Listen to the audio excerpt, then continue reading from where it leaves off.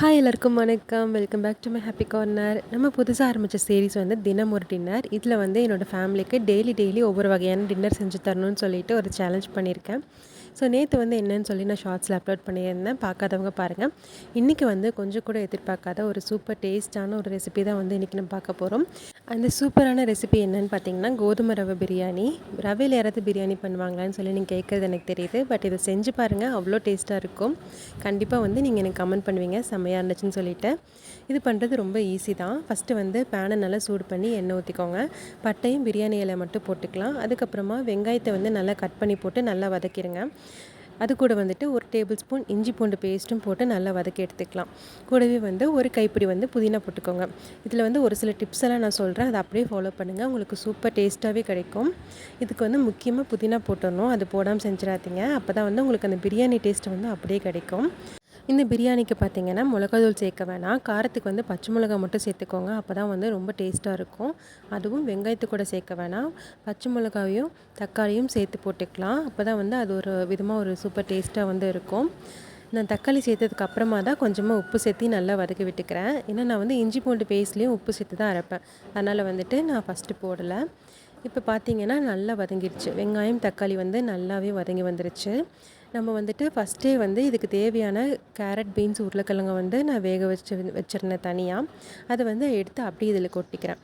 காய் வேகும் போது நிறைய தண்ணி ஊற்றிடாதீங்க, ஏன்னா சத்தெல்லாம் அதிலே போயிடும். ஸோ அளவாக தண்ணி ஊற்றி வேக வச்சுக்கோங்க. ஸோ கொஞ்சமாக இருக்க தண்ணியும் இதில் ஊற்றிட்டு நல்லா வந்து கொஞ்சம் ட்ரை ஆகிற வரைக்கும் வதக்கி விட்டுக்கலாம். இதுக்கு என்ன மசாலா போடணுன்னு பார்த்தீங்கன்னா, ஜஸ்ட் ஒரு அரை ஸ்பூன் வந்து மஞ்சத்தூளும், ஒரு ஸ்பூன் கரம் மசாலா மட்டும் போதும். வேறு எந்த மசாலாவுமே தேவையில்லை. இதுவே வீடே தூக்குற அளவுக்கு சூப்பர் வாசனையாக இருக்கும்.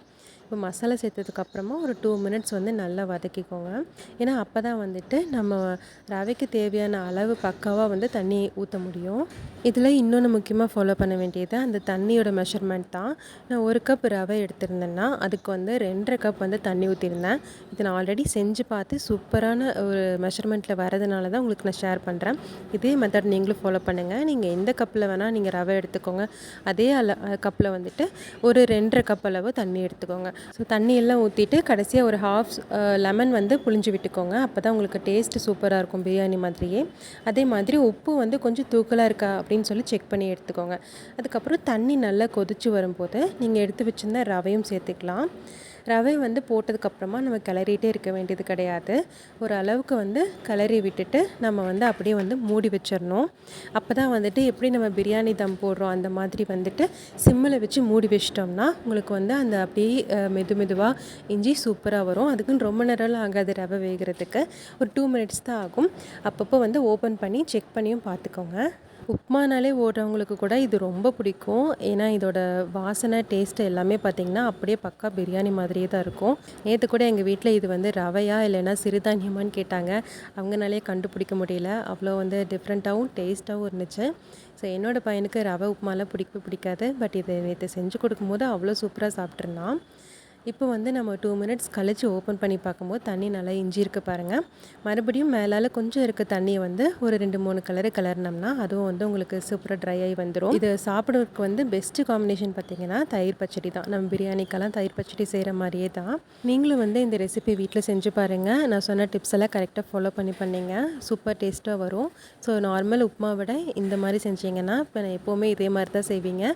ஸோ இதுக்கு தயிர் பச்சடி வச்சு நான் சர்வ் பண்ணியிருந்தேன். பார்க்கவே ரொம்ப யம்மியாக டேஸ்டியாக இருந்துச்சு.